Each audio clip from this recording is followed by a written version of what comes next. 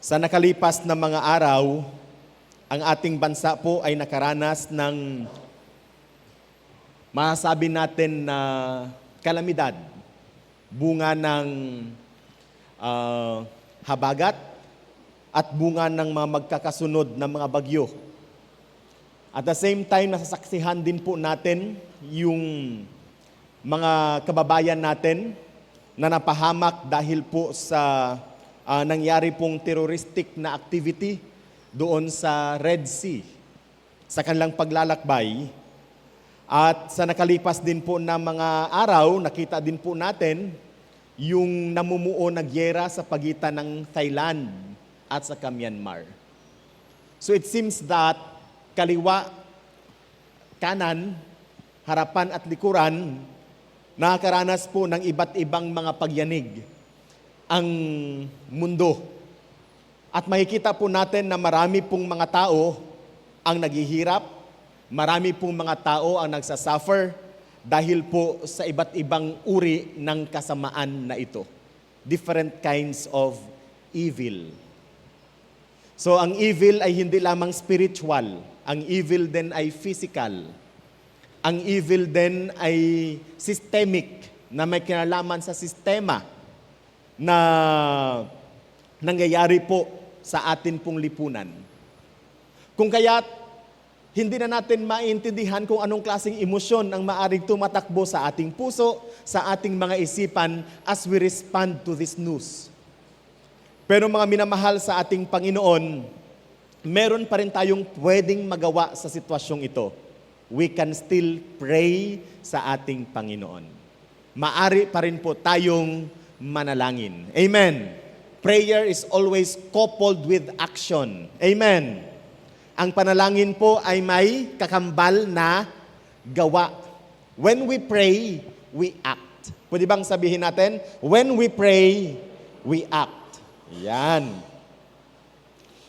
Actually, this morning, dahil katapusan na po ito ng buwan, and this is the last topic with regards to encountering God in prayer, titingnan po natin ang isang account sa New Testament at ang isang account sa Old Testament na may kinalalaman po sa panalangin.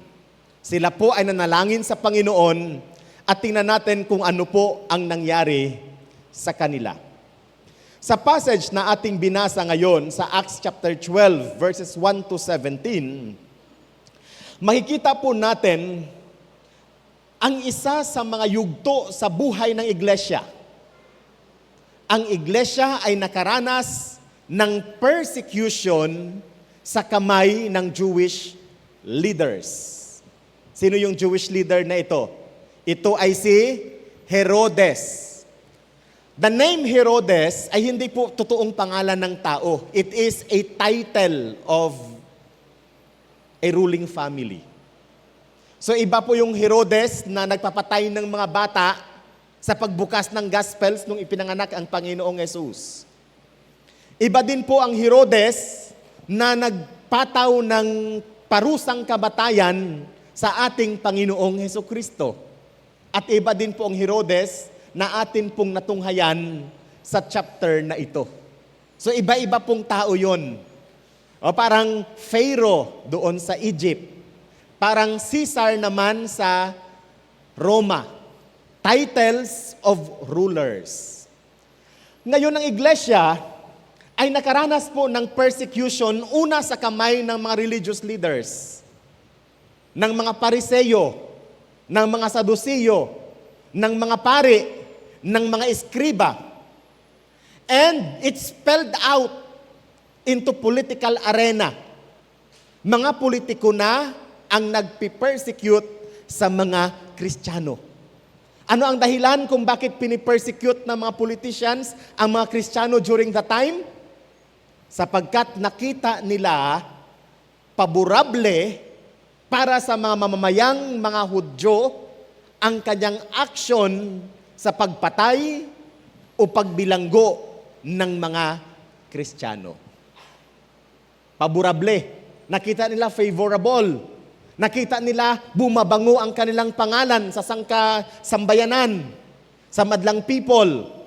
No pag ginagawa nila ang pagpipersecute, sa mga Kristiyano. In fact, si James ay pinapatay ni Herodes, pinapugutan ng ulo ni Herodes. At dahil sa kanyang ginawa, siya ay natuwa ang mga mamamayan ng Jerusalem sa kanyang ginawa. Alam nyo, si Herodes ay hindi sila tanggap ng mga Hudyo. Binili nila ang kanilang posisyon sa Roma. So, ang tawag sa kanila ay mga hari na inappoint lamang ng Roma. Appointed sila ng Rome. Because during this time, ang Israel ay nasa ilalim ng tinatawag na Roman Empire. So ang ginagawa po ng Roma, sila po ay nag-a-appoint ng magiging mga leader sa mga bansa na kanilang nasakop. At ang inappoint nga po nila ay ang pamilya ng mga Herodes. Itong mga Herodes na ito ay hindi po mga Israelita, kundi pinaniniwalaan na sila ay nanggaling sa isang imperyo, kaharian ng mga Hasmoneo. Nanggaling yan sa mga Edomites, mga descendants ng mga Edomites, yung kapatid ni Jacob. No? Kapatid ni Jacob.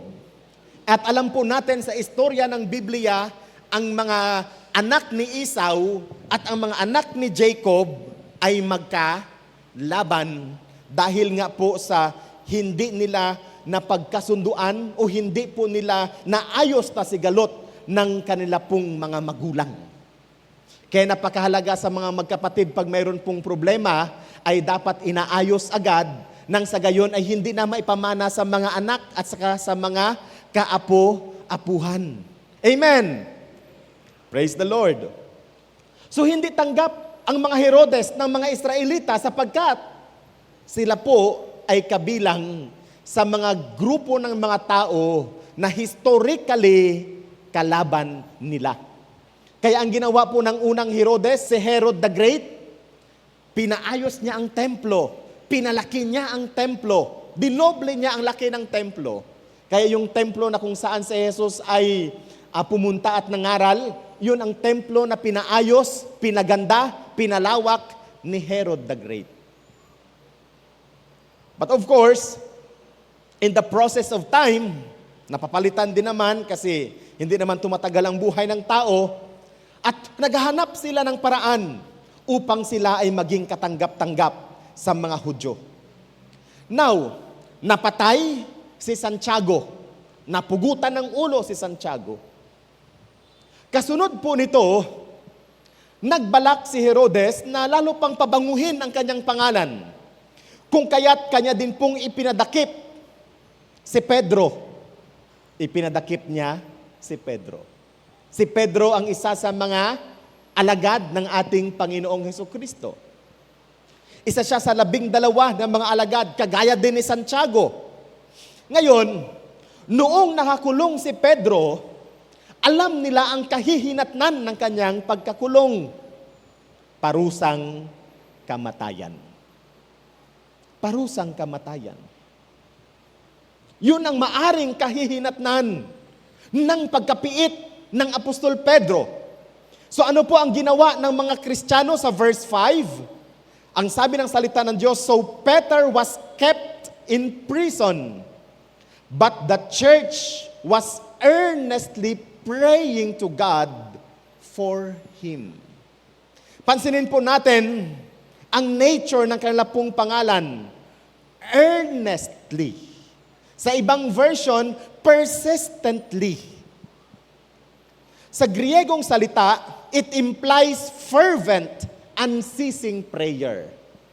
So ang ginawa po ng mga Kristiyano, nag-organize po sila ng prayer brigade. Hindi po sila huminto sa pananalangin. Tuloy-tuloy ang kanilang panalangin.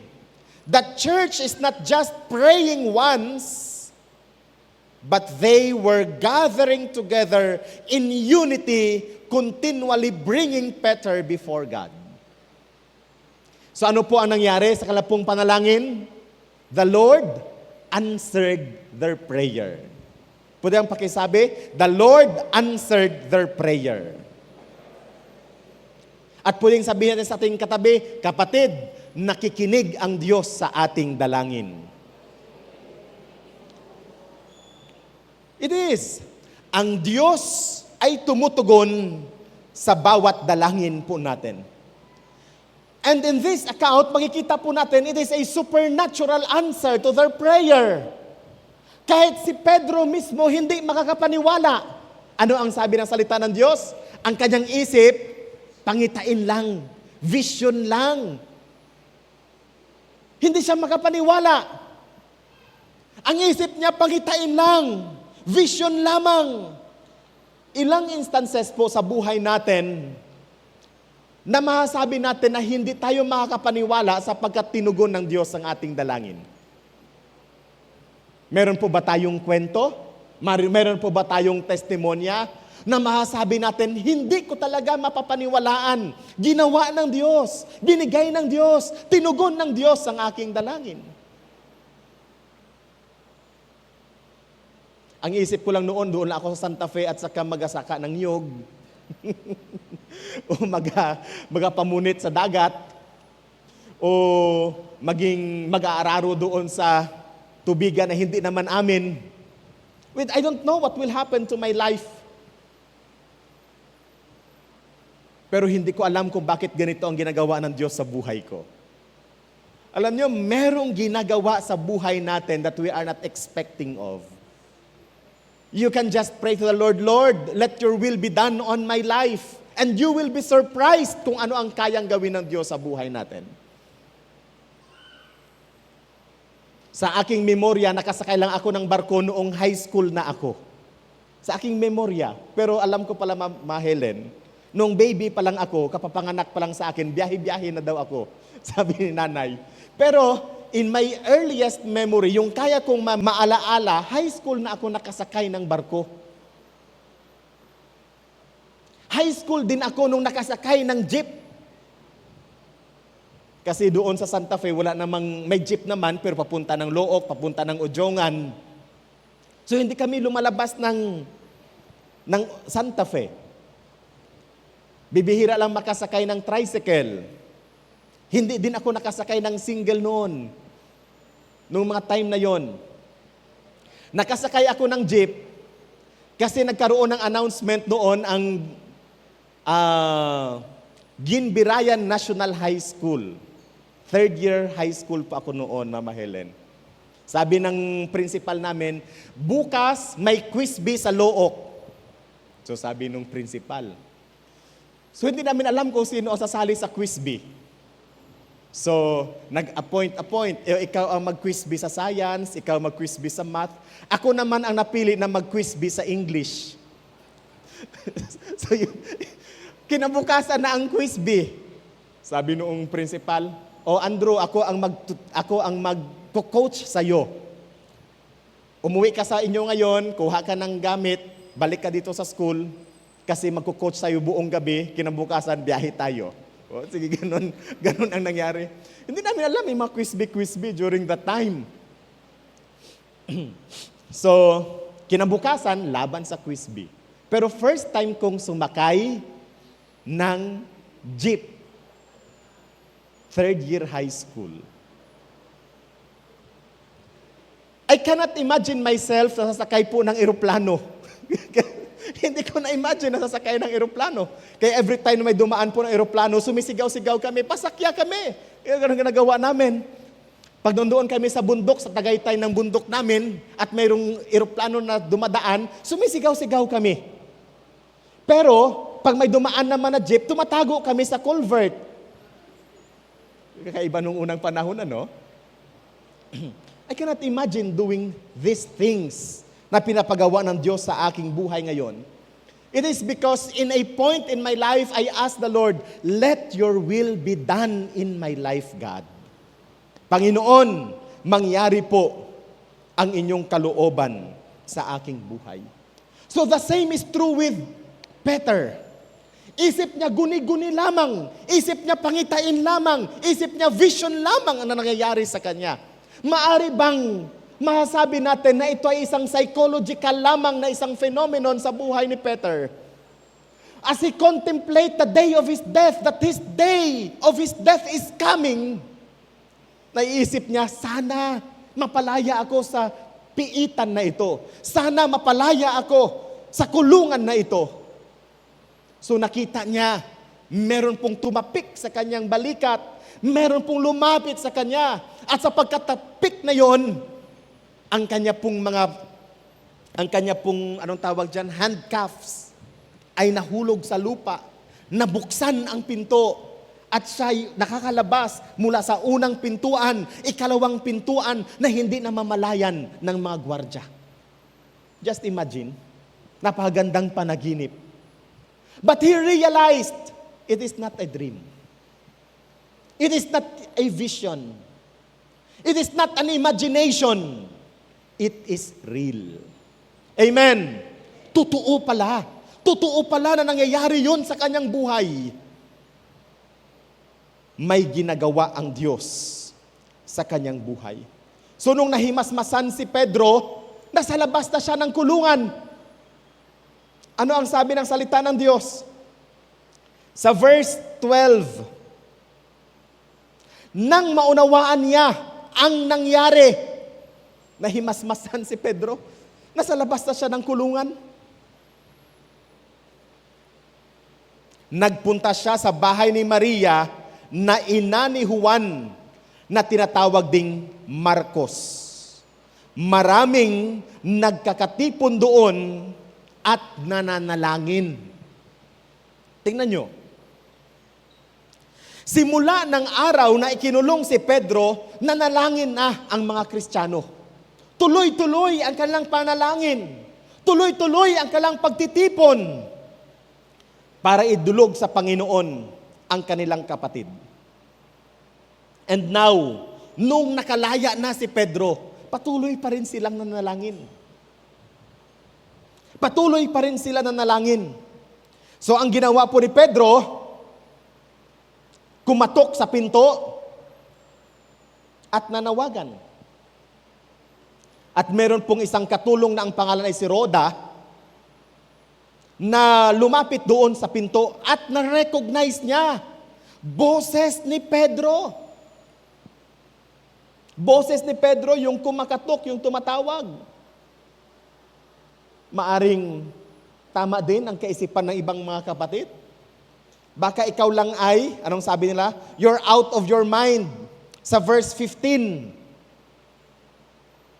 Nahihibang ka. Nasubrahan ka na ng panalangin. Sabi nila, no? Pero imagine, nagpipray sila. Oh? You're out of your mind. Nahihibang ka na, ang sabi nila. Pero, pinanindigan ni Rhoda na ang kanyang narinig ay tinig ni Pedro. O ano pang nangyari? Ano ang sagot nila? Baka angel yun ni Pedro. Superstitious pa rin itong mga sinaunang Kristiyano. Anghel yun ni Pedro.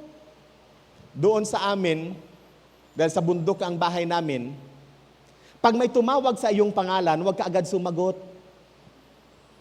Hintayin mong tumawag ulit. Huwag ka pa rin magsagot, Sister Claudette. On the third call, doon ka pa lang sasagot. Yun ang tinuro sa amin. Bakit kaya, Brother Roger? Ha? Yun ang turo sa amin. Ewan ko kung ganito din ang turo sa inyo sa Udyongan. May ganyan ba kayong paniniwala? Unang tawag, huwag kang sumagot. Ikalawang tawag, huwag kang sumagot. Ikatlong tawag, doon ka palang sumagot. Kasi daw baka masamang espiritu yung tumatawag sa'yo. O baka ma-engkanto kung ano. Pero hindi dapat yan sa Kristiyano. Amen.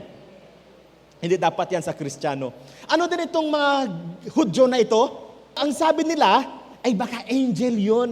Hindi naman sinabi evil spirit yun. Ang sinabi, baka angel yun ni Pedro. Baka angel ni Pedro ang tumatawag sa iyo. Baka angel ni Pedro ang nagsabi sa iyo. Hindi pa rin mawaksi-waksi ang superstitious belief ng mga Christians, even in the early church. Even in the early church. So, Sa verse 16, but Peter kept on knocking. And when they opened the door and saw him, they were astonished. Ano po ang nangyari? Patuloy na kumatok si Pedro. At nung pagbuksan nila ang pinto, nakita nila si Pedro at hindi sila makapaniwala. Hindi sila makapaniwala. So they prayed earnestly and persistently to the Lord, unceasing fervently sa ating Panginoon, believing that the Lord will deliver Peter from the prison. And when God answered their prayer, their response is disbelief. Nung tinugon ng Diyos ang kanilang panalangin, ang kanilang response, kawalang paniniwala. They can't believe that Peter is set free ng angel ng Panginoon. Hindi sila makapaniwala na ang kanilang ipinapanalangin ay tinugon ng Diyos, sapagkat maari meron silang ibang inaasahan na response sa kanilang panalangin. Siguro ang inaasahan nila ay maaring magpatawag si Herodes at magbago ang kanyang kaisipan at palayain si Pedro. O maari ang kanila pong inaasahan ay magkaroon po ng isang pardon para kay Pedro upang mapalaya siya mula sa pagkapiit at sa posibleng parusa ng kamatayan. They are expecting otherwise. They are praying and yet they are expecting other things. They find it hard to believe that God actually answered their prayers in such a direct way. Nahirapan po silang tanggapin at paniwalaan na sila po ay dinunig ng ating Panginoon sa kanilang panalangin sa paraan na direkta at sa paraan na hindi nila inaasahan. So what are the lessons that we can learn from this account? First, God's timing is perfect. Amen. Di ba sinasabi parati, God is never late, nor He is early. Hindi po late ang Panginoon at hindi rin po nauna ang Panginoon. God, He has His perfect time. Pwede bang pakisabi, God has His perfect time. Perfect ang timing ng Panginoon. Perfect ang timing ng Panginoon.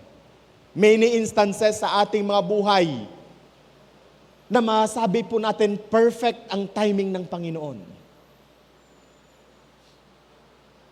Ikalawa, God answers our prayers in unexpected ways. Ang Panginoon po ay tumutugon sa ating mga dalangin sa paraan na hindi natin inaasahan. He has millions of ways to answer our prayers. Minsan ine-expect natin ganito ang gagawin ng Panginoon pero hindi niya ginawa yon. Minsan hinihingi natin sa Panginoon, Lord, ganito po ang hiling ko, ganito po ang desire ko, at hindi binibigay ng Panginoon. Sabi ng mga politician ngayon, only history can decide, can tell us kung tama o mali ang desisyon na ginawa ng korte. Only history. Hindsight parate ang mag-vindicate ng bawat desisyon. Sabi ng mga politiko ngayon, may nakikinig ako sa kanilang mga interviews. Ganon din naman sa ating Diyos. Minsan dahil sa ating emosyon, sobrang siya, sobrang kasayahan, o sobrang kalungkutan, o frustration, or anticipation, we expect na ganito ang gagawin ng Diyos. Pero hindi nangyayari. Hanggang dumating sa punto na tayo po ay nagtatampo sa Panginoon. Kasi hindi niya ginawa yung ina-expect nating gawin. Pero matapos ang 1 taon, 2 taon, 3 taon, doon natin na-realize na, kaya pala hindi binigay ng Diyos. Hindi pa pala ako hinog para doon. Hindi pa pala ako prepared para doon. Hindi pa pala ako handa para doon. What if kung binigay ng Panginoon earlier, what will happen to us? At hindi po tayo prepared sa maaring gawin ng Diyos para sa ating buhay. So God answers our prayers in unexpected ways. Ikatlong lesson that we can learn from this account is that our doubts don't limit God. Doesn't limit God. Ang atin pong mga pagdududa ay hindi po naglilimit sa Diyos. Ang atin pong mga unbelief will never limit what God can do sa ating buhay. Noong kumuha po ako ng trainer's methodology assessment, I have doubt on myself. Sabi ko, makakapasa kaya ako dito sa assessment na ito? Kasi nakita ko yung performance ng mga kasamaan ko, ang gagaling ng kanilang mga performance. Memorize nila lahat ng aming napag-aralan. Ako, I have my weakness in memorization. Talagang yun ang kahinaan ko sa memorization. Kaya noong nag-quiz bee kami, sa English, 2 kami ang lumaban. Ako lang sa grammar, yung kaklase ko, sa spelling. Sabi nung principal, hindi ka pwede sa spelling. Kasi alam ko, sa out of 10, 1-2 lang ang tama ko pagdating sa spelling. Talagang hindi ako marunong sa spelling. So,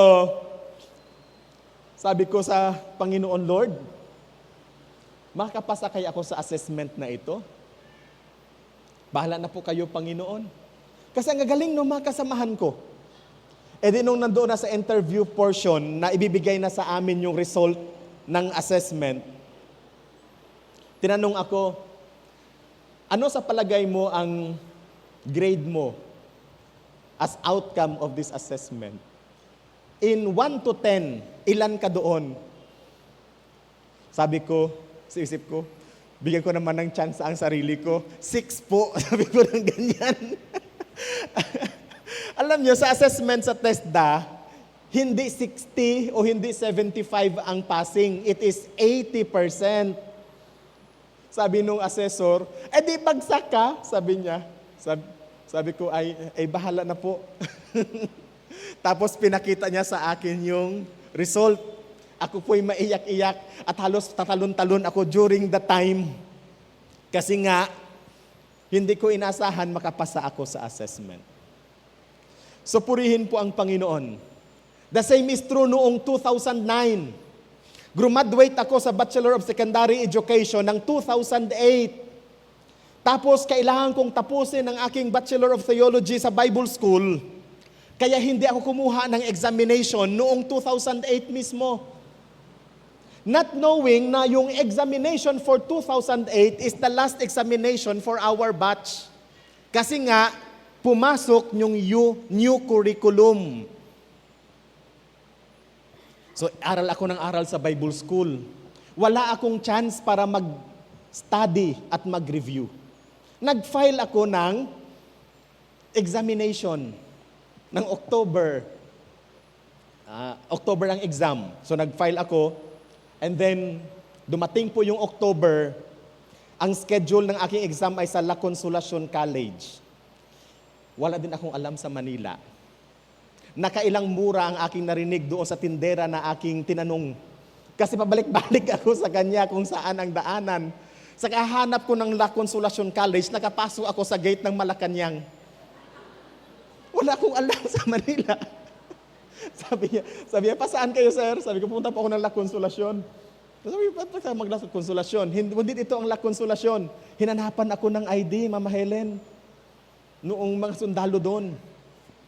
During that time, ako po ay values educator, trainer ng under kay General Saavedra. So yun ang naipakita ko na ID sa kanya. So nagsaludo sila sa akin. Tapos tinuro ako kung saan. Hinatid ako doon sa area na yon. So yun ang nangyari. However, dahil nga sa bagyo at sa kasabaha, hindi natuloy ang exam at na-reschedule ng 1 linggo.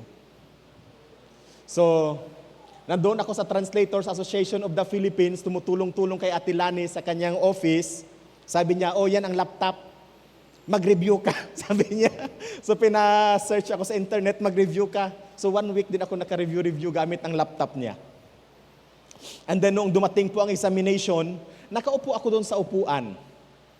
Sabi ko, ano ang isasagot ko sa exam? Kasi 1 year akong hindi na ako nakahawak ng libro.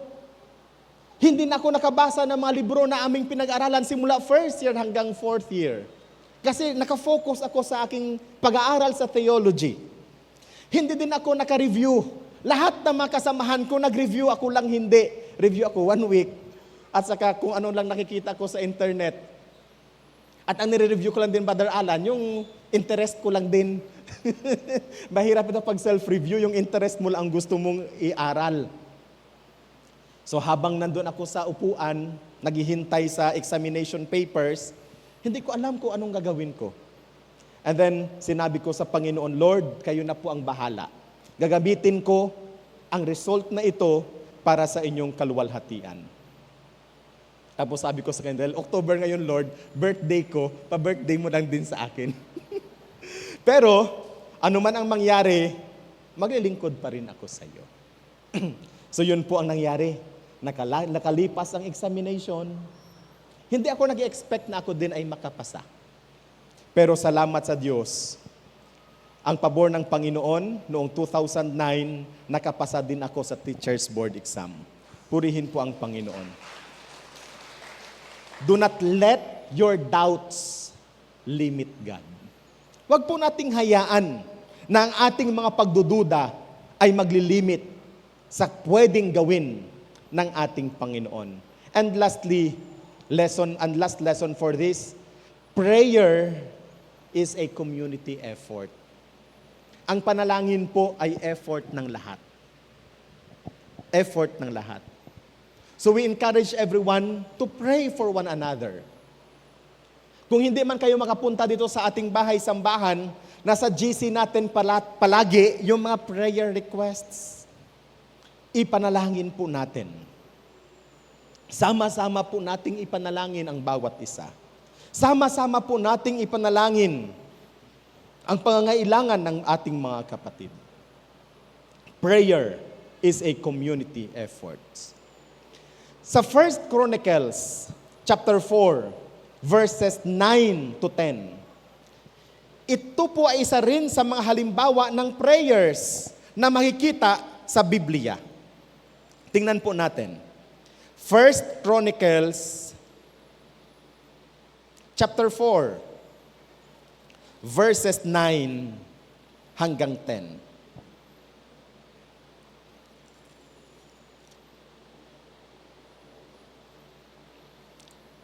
Ito po ang sinasabi.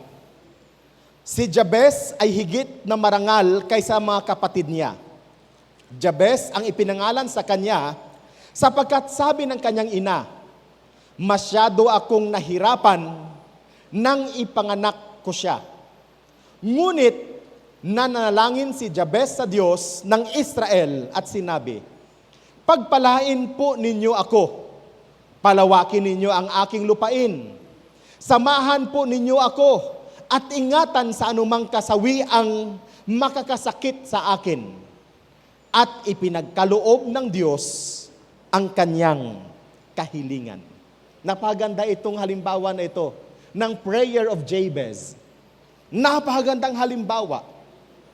Pero kung atin pong papansin, 2 beses lang na mention ang pangalang Jabez sa Bible.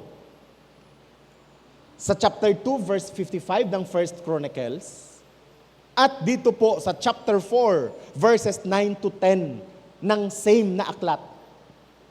Actually, kung iyong pag-aralan si Jabez, hindi mo makikita kung sino ang tatay niya at kung sino ang anak niya. Kung basahin natin ang Biblia, wala tayong makikita saan ba nanggaling si Jabez. Bigla-bigla lang na nai-record after recounting yung mga lipi ni Judah. Sa verse 9, Isinulat agad si Jabez. Hindi sinabi kung sino ang tatay niya, hindi sinabi kung sino ang nanay niya, hindi sinabi kung saan siya nanggaling at kung sino ang mga naging anak niya. Jabez has an obscure origin. His father is not identified, though he is listed among the tribes of Judah, the tribe of the kings. Hindi na mention ang tatay niya, hindi na identify kung ano talaga siya. Bagamat, kasama siya sa listahan ng mga tao na nanggaling sa tribo ng Judah. His name suggests sorrows. Sa verse 9, sapagkat sinabi ng kanyang ina, masyado akong nahirapan nung ipinanganak ko siya. Iba-iba ang interpretasyon noong statement na ito. Masyado akong nahirapan nung ipinanganak ko siya. Merong mga Bible scholars na nagsasabi na it is because of his child, of his birth. Suli daw si Jabez. Anong unang panahon pag suli? Ang hirap ipanganak, di ba? Sobrang sakit. Anong sabi ng suli? Hindi ulo ang unang lumabas. Paa. Suli, baliktad. Kasi dapat sa normal na childbirth, ulo ang unang lumalabas. Pero kay Jabez, hindi. Yun daw ang maaring unang explanation. Masyado akong nahirapan nung ipinanganak ko siya. Others explain that during the birth of Jabez, namatay ang kanyang tatay. Kaya masyadong nahirapan yung nanay. Namatay ang kanyang tatay. Nung unang panahon, maaring dahil sa gyera, maaring dahil sa sakit, o kung anumang mga dahilan. But of course, for a laboring woman na mamatay ang iyong asawa during that time, ay sobrang hirap nga din naman talaga. Meron nga di bang mga balita na may mga tao po na pag marinig po nila ang masamang balita patungkol sa kanilang pamilya, biglang napapaanak yung buntis. Biglang napapaanak. At sobrang hirap yon in their situation. Either of the reason, the Bible is clear. Ang pangalan ni Jabez ay nangahulugang sorrow and pain. Sorrow or pain. However, sa tradisyon ng mga Hudyo, sa Mishnah, which is an interpretation of the scriptures, sinasabi nila that Jabez became an eminent doctor of the law. Kung sabihin, naging expert siya sa salita ng Diyos. Kagaya ni Ezra. Naging eksperto ng salita ng Diyos. And he established a religious school. Sa 1 Chronicles chapter 2, verse 55. Tingnan po natin. Sa chapter 2, verse 55, ito po ang sinasabi. Ang angkan ng mga eskriba na tumira sa Jabez ay mga teratira, simatitera at sukatita. Ito ang mga kinita buhat sa Hamat, ang pinagmulan ng angkan ni Rekab. He established a school of scribes, of singers, and of prophets. Yung mga pangalan na yon ng mga scribes, anong tawag sa kanila? Tiratita, simatita, at sukatita. It suggests the kind of work that they are doing. So, mga eskriba, mga mang-aawit, at mga propeta. Kaya tinawag nila yung lugar na Jabez. Doon siya nag-establish ng school. Kaya tinawag nila ang lugar din sa kanyang pangalan in His honor. His reputation drew so many scribes around Him that a town was called by His name. Just imagine, hindi niya hinayaan na ang kanyang pangalan ang mag-bring down sa kanya. Hindi niya hinayaan na ang conception ng tao patungkol sa kanya ang siyang mag-bring down sa kanya.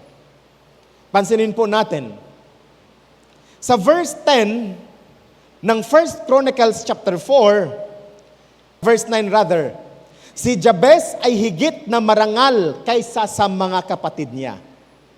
Jabez was more honorable than his brothers. The passage, binabasa ko siya yung kanyang explanation. Ang passage na ito ay hindi nagsasabi na mga corrupt ang mga kapatid ni Jabez. They are also men of stature. They are men of renowned character. Kilala sila, mababait sila, magkagalang-galang sila. And yet, ang sinabi ng scriptures, Jabez mas nalagpasan pa ni Jabez ang kanilang reputation. Nalagpasan pa ni Jabez ang kanyang reputation. He is more honorable than his brother. And then sa verse 10, to counter his negative name, ito ang ginawa ni Jabez. Ngunit, kaya sabi ng nanay niyan, sobra akong nahirapan sa anak na ito. Pasakit ang anak na ito. Pero sa verse 10, ginamit yung word na, but, ngunit, however. Gustong sabihin, merong intention si Jabez that he will not live in accordance to his name. A name can be a curse. Kaya sa Pilipinas, mahilig kita magpanghingwar sa tao. Abang ganda ka pangayan, abay duha nato it. Yabot na pangayan. Hiraray ka ng bruha o. Yeah. Ano pa? Hinaray ka ng bakakon o. Mahilig tayong magpalit ng pangalan. Kaya nga si Jabez, he refused to be known as a person of sorrow and of pain. Kaya sinabi niya dito, ngunit, what Jabez has done? Ngunit, siya ay nanalangin sa Diyos ng Israel. Pansinin po natin, he prayed to God. And not just to any other gods. The God of Israel. Sino ba yung God ng Israel na yan? Mayroong God of Jacob, may God of Abraham, may God of Isaac, but he prayed to the God of Israel. Actually, isang Diyos lang naman yung lahat. Pero may implication yun. Di ba? Si Israel is the name given by God to Jacob. Kasi si Jacob, ipinangalan siyang Jacob dahil he is a grabber. Hakog si Jacob. Tama? Nung ipinanganak kasi si Esau at saka si Jacob, hawak-hawak ni Jacob. Hindi din ulo ang nauna kay Jacob, ano? Kamay ang naunang lumabas kay Jacob. Anong hawak-hawak ni Jacob? Yung paa ng kanyang kapatid. Ano ang sabi nung tao? Ay, hakog nak-anak kali. Hawak-hawak niya, grabber siya eh. And he lived on that name. Hindi ba? Noong gutom na gutom ang kanyang kapatid sa pangangaso, sabi niya kay Jacob, Jacob, bigyan mo ako ng makakain, gutom na ako, mamamatay na ako sa gutom. Nadusla ron takon, habat mga inunhan.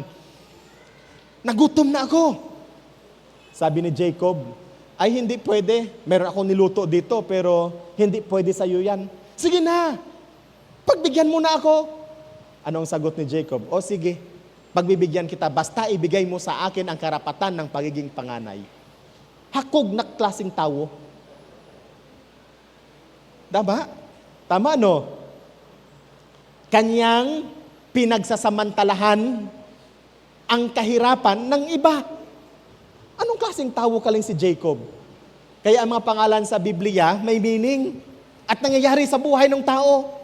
Kaya naman, pag magbigay kayo ng pangalan sa inyong mga anak, yung ideal naman na pangalan. Amen. Amen. Huwag namang pangalanan nyo sila na nakaka-confuse kung lalaki ba talaga siya o babae. Bigyan ng magandang pangalan. Aba, sabi ni Esau, ay anhin ko naman ang pagiging panganay, kumamatay lang din naman ako. O sige, sa'yo na ang pagiging panganay, bigyan mo lang ako ng pagkain. Pinakain naman ni Jacob. Noong mahina na yung tatay, kurapon sa amin sa Santa Fe, no? Hindi na makakita, hindi na hirap ng makaaninag. Siguro nagkaroon siya ng glaucoma. Ano bang nangyari doon kay Esau na yon? Basta hindi siya makakita. Sabi niya sa kanyang anak, Esau, kasi paborito niyang anak si Esau, Esau, pumunta ka naman doon sa wilderness, manghuli ka ng usa para makakain naman ako. Basta mamatay na lang ako, okay na sa akin. Basta makakain lang ako ng usa. At pag ginawa mo yan, ibibigay ko sa iyo ang pagpapala. Ditong kapatid naman na ito, tuwang-tuwa din naman. Not knowing na narinig naman ni Rebecca yung sinabi ng tatay. Itong si Rebecca na ito, ang paborito niyang anak, si Jacob. Sabi naman ni Rebecca, hindi pwede yan. Hindi pwede na si Esau yung makatanggap ng blessing. Dapat si Jacob. Mahirap itong favoritismo sa bahay, no? Pati yung mga anak ay nagkukumpit para sa blessings. So, ano pong nangyari? At the long run, niloko ni Jacob ang kanyang tatay. Kinuha ulit, grinab niya ulit yung blessing na para sa kanyang kuya, sa kanyang kapatid. Grinab niya ulit. Kinuha niya ulit. Now, ang ginamit po sa passage na ito, si Jabez nag-pray sa God of Israel, sa Diyos ni Israel. Kasi dumating ang point, matapos po ang mga ganong klase mahinanakit at sama ng loob, nagkaroon ng point na magre-reconcile ang mga kapatid na ito. Magmi-meet na ang dalawa. But before Jacob and Esau met together, nagkaroon po ng encounter si Jacob sa angel of the Lord. Tama, no? And on that encounter, anong ginawa ng Panginoon? Binigyan siya ng bagong pangalan. Mula Jacob na mang-aagaw, mula Jacob na hakog, mula Jacob na ako, akin at akin lang, binigyan siya ng Diyos ng bagong pangalan. Israel, which means Prince of God. Prinsipe ng Diyos. Binigyan ng bagong pagkakakilanlan. And this is what Jabez has done. He prayed to the God of Israel. Sa Diyos ng Israel, sa Diyos na nagbabago ng buhay ng isang tao. From being a person of sorrows and of pain, he prayed to the Lord, Lord, bless me. Lord, enlarge my territory. Lord, may your hand might be with me. And Lord, keep me from evil, from suffering, from pain. So anong sinabi po sa last part ng passage? At ipinagkaloob ng Diyos ang kanyang kahilingan. Dininig ng Diyos ang kanyang dalangin. So what are the lessons that we can learn from this? First, let us pray boldly. Huwag magpalugi. Huwag magpatalo. Kung sasabihin ng mga tao sa paligid mo, wayay ka't pag-asa, hanggang hinayang nga ka, wayait mangyayari sa imo, mamamatay ang ikang tuyar ang ika. Pray boldly, may gagawin ang Diyos sa buhay mo. Amen! Lord, I refuse. Gusto ko po ganito ang mangyayari sa buhay ko. Second, pray expectantly. Manalangin. Merong gagawin ang Diyos sa buhay mo. Hindi lang na nagpipray ka na parang panalangin na lumalabas na lang sa iyong bibig kasi kailangan na lang manalangin. No! Pray with expectation. Merong gagawin ang Diyos sa aking dalangin. Merong gagawin ang Diyos sa aking buhay. And lastly, pray with purpose. Ang panalangin natin hindi lang para sa atin. Ang ginamit po sa English, Lord, enlarge my territory. It does not only talk about physical territory. It also talks influence and changing other people's lives. Kaya nga naging magnet itong si Jabez. Marami pong mga tao naglipat ng kanilang mga tahanan palapit sa kanyang lugar. Tumira sa kanyang lugar. Tumira kung saan siya naroroon. And they themselves become experts. They become scribes. They become singers. They became prophets. Pray with purpose that your life may be used by God to bless others. Ito po yung isang bagay, isang elemento ng prayer na dapat po nating ginagawa. Lord, bless me so that I can bless others. Wag lang tayo hanggang, Lord, bless me. Lord, provide my needs. We should pray, Lord, bless me so that I could bless others.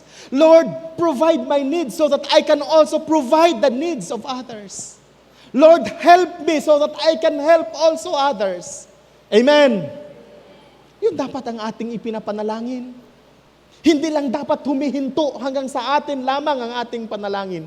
We should also pray so that God can use our bodies, our talents, our capacities, our resources to become blessings to others. May the Lord bless us as we continue to reflect on this word. Pagpalain po tayo ng ating Panginoon.